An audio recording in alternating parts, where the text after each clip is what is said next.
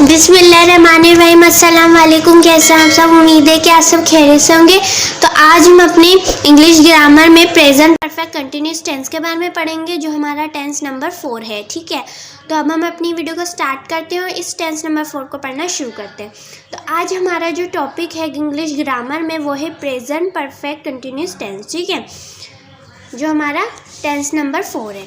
अब जैसे present perfect continuous tense है, इसे हम हाल, माउल, वक्त भी कहते हैं। ठीक है, अब इस प्रेजेंट परफेक्ट कंटिन्यूस टेंस का मतलब क्या होता है, मतलब ये जो टेंस है ये मतलब ये इसके किस किस्म के जुमले होते हैं, इसका मतलब क्या होता है, तो वो आज हम पढ़ेंगे। जैसे यहाँ पे आप देख सकते हैं, यहाँ पे लिखा हुआ है कि इस किस्म के जुमलों के आखिर में अक्सर रहा, रहे हैं, ठीक है, रहा हूँ, रहे हो वगैरह लफ्ज़ आते हैं और काम के शुरू होने का वक्त दिया होता है। ठीक है, दिया होता है जैसे। ठीक है, मतलब ये जो इस किस्म के जुमले होते हैं, इनके आखिर में रहा है, रहे हैं, रहा हूँ, ठीक है, और इसमें काम के शुरू होने का वक्त दिया होता है।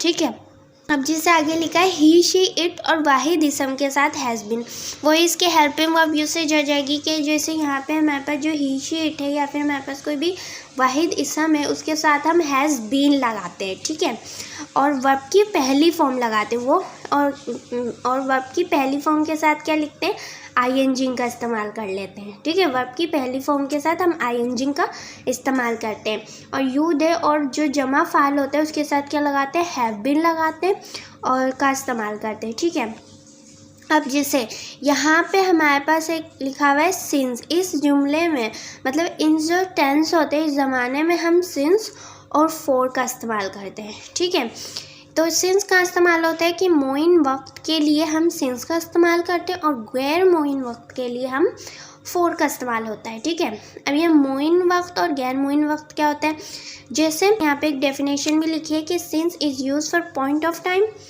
मतलब हम सिंस को उस जगह इस्तेमाल करते हैं जहाँ पे हमें वक्त का सही पता होता है। ठीक है, जहाँ पे हमें वक्त का सही से पता होता है, इसी को हम कहते हैं मोइन वक्त। ठीक है, और फॉर का इस्तेमाल होता है, for is use for period of time, मतलब फॉर वहाँ इस्तेमाल होते हैं जहाँ पे हमें वक्त का सही पता नहीं होता, जो बहुत मतलब बहुत ज़्यादा लंबा वक्त होता है, हमें सही मतलब टाइम, पॉइंट ऑफ टाइम हमें नहीं बताया होता, बहुत ज़्यादा ना इसमें वाज़ा नहीं होता कि हमें क्या वक्त दिया है। ठीक है, तो इसको मतलब होता है गैर मोइन। ठीक है, अब जैसे यहाँ पे इन्होंने लिखा है कि सिंस किस किस के साथ लगती है, जैसे ये मंथ हमारे पास आ गया अगस्त। ठीक है, और ये साल के साथ सिंस थर्सडे, सिंस मॉर्निंग, ऐसे। और फोर मंथ, ठीक है, और 4 2 ईयर्स, 4 5 डेज, 4 2 आवर्स। अब जैसे यहाँ पे लिखा है मुनफी जुमलों के लिए हम हैव और हैज़ के साथ नॉट का इस्तेमाल करते हैं। ठीक है, जैसे पिछले टेंसों में हम पहले करते थे कि हेल्पिंग वर्ब के बाद नॉट लगता था। ठीक है, सवालिया जुमलों में हैव या हैज़ जुमलों से पहले लगते हैं। ठीक है, अब जैसे यहाँ पे कुछ जुमले हैं, यहाँ पे लिखा हुआ है he has been writing for 2 hours. ठीक है, वो 2 घंटे से लिख रहा है। अब ये हमें नहीं पता वो कौन से 2 घंटे से लिख रहा है। ठीक है, मतलब इन्होंने सही टाइमिंग नहीं बताई, इन्होंने सिर्फ ये लिखा है कि वो 2 घंटे से लिख रहा है। ठीक है, और यहाँ पे है he been waiting for me since 3 o'clock, क्या वो 3 बजे से मेरा इंतज़ार कर रहा है। तो इन्होंने यहाँ पे सही टाइमिंग बताइए कि क्या वो मेरा 3 बजे से, मतलब इन्होंने सही टाइमिंग बताई कि 3 बजे से मेरा इंतज़ार कर रहा है, एक टाइमिंग बताई इन्होंने। ठीक है, और 4 की यहाँ इस जुमले में इन्होंने जो है टाइमिंग सही नहीं बताई, बस 2 घंटे बोला है। और वो नहीं पता हमें कि वो 2 घंटे हमारे पास सुबह के हैं या फिर मतलब शाम के, रात के। ठीक है, तो हमें इन्होंने सही से ये बताया नहीं, बस इन्होंने बोला कि जो है 2 घंटे से लिख रहा है। अब जैसे यहाँ पे है I have running this shop for 4 years, मैं इस दुकान को 4 साल से चला रहा हूँ। अब वो कौन से 4 साल, मतलब कौन से 4 साल हैं। ठीक है, इन्होंने एग्जैक्ट बात नहीं बताई, बस इन्होंने बोला कि 4 साल से चला रहा हूँ। ठीक है, तो 4 यहाँ पे इस्तेमाल होता है। सिंस के लिए जो सिंस होता है वो एक एग्जैक्ट टाइम बताते हैं हमें।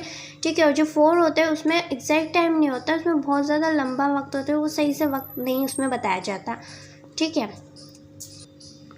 अब जैसे यहाँ पे एक और जुमला आपको दिख रहा होगा कि he has not been revising, ठीक है, रिवाइजिंग लिखा हुआ है, revising his book since morning, ठीक है। तो यहाँ पे लिखा हुआ है कि वो सुबह से अपनी किताब नहीं दोहरा रहा है। तो यहाँ पे एक एग्जैक्ट टाइम बताया, ठीक है, यहाँ पे उसने नहीं बताया कि वो सुबह से नहीं दोहरा रहा है, ठीक है। नेक्स्ट है has he been reading in this school for 2 years, क्या वो 2 साल से इस स्कूल में पढ़ रहा है, ठीक है। तो क्या वो 2 साल से इस स्कूल में पढ़ रहा है, तो इसमें एक एग्जैक्ट जो है टाइम नहीं बताया गया, ठीक है, 2 साल से बस इन्होंने ये बताया, इसके लिए यहाँ पे 4 लगाया है। अब जैसे यहाँ पे लिखा हुआ है रिमेंबर ऑलवेज, इसमें क्या है कि जो है इसमें भी 3 एक्शन होते हैं प्रेजेंट परफेक्ट कंटिन्यूअस टेंस में। एक अफर्मेटिव सेंटेंस बनता है, एक नेगेटिव और इंटरोगेटिव, ठीक है। अफर्मेटिव जो सेंटेंस होते हैं उसे सादा फुकरे कहते हैं, नेगेटिव मुनफी फुकरे और इंटरोगेटिव सवालिया, ठीक है।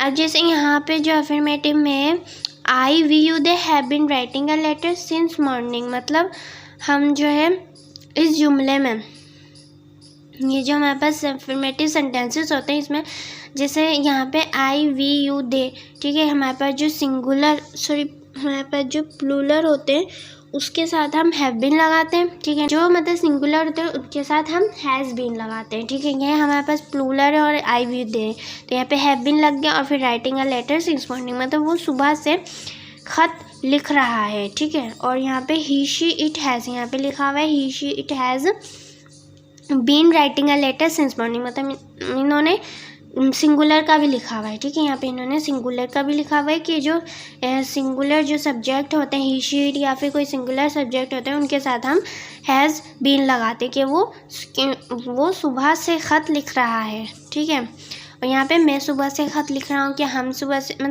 से ख़त लिख रहे हैं, मतलब इनको देख के जुमले में वही ट्रांसलेशन होगी, ठीक है। नेगेटिव सेंटेंसेस में भी वही है कि सबसे पहले सब्जेक्ट आएगा, उसके बाद हमारे पास हैव आएगा, उसके बाद नॉट, फिर बीन आएगा, ठीक है। हैव और बीन के बीच में हम नॉट लगाएंगे, फिर उसके बाद हम writing a letter since morning से आगे का अपना जुमला लिख देंगे।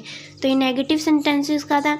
इंटरोगेटिव में सबसे पहले हम हेल्पिंग वर्ब लगाएंगे, ठीक है। हेल्पिंग वर्ब के बाद वही हमारा जो सब्जेक्ट है वो लगाएंगे और उसके बाद बीन लगाएंगे, ठीक है। फिर writing a letter since morning, ठीक है। तो ये हमारे पास है प्रेजेंट परफेक्ट कंटिन्यूअस टेंस। और ये इसके जो थे इन्होंने ये बोला था कि इसको आपको हमेशा याद रखना है कि जो हमारा सिंगुलर सब्जेक्ट होगा उस या फिर आई सिंगुलर होगा और ही शी इट होगा, ठीक है, सब्जेक्ट, उसके साथ हमेशा हम हैज़ बीन लगाते हैं। लेकिन जो हमारा प्लूरल सब्जेक्ट होते हैं और आई वी यू दे होते हैं उनके साथ हम हैव बीन लगाते हैं, ठीक है। और तो ये हमारे है प्रेजेंट परफेक्ट टेंस, ठीक है, ठीक है। तो ये थी आज की हमारी वीडियो जिसमें हमने प्रेजेंट परफेक्ट कंटिन्यूअस टेंस के बारे में पढ़ा और उसमें, ठीक है, उसके बारे में पढ़ा वो और वो कैसे जुमलों में इस्तेमाल होता है वो पढ़ा, ठीक है। और उसके कुछ एग्जाम्पल भी पढ़े थे, ठीक है। उम्मीद है कि आपको ये प्रेजेंट परफेक्ट टेंस समझ आएगा। हमारा जो आज का टेंस था, टेंस नंबर 4, उम्मीद है कि आपको समझ आएगा और आपको ये वीडियो भी पसंद आई होगी। अगर आपको वीडियो पसंद आए तो please like and subscribe my channel and don't forget to press the bell icon, ताकि आपको मेरी वीडियोज़ के अपडेट एंड नोटिफिकेशंस मिलते रहें। तो फिर अपनी दुआ में याद रखिए। अल्लाह हाफिज़।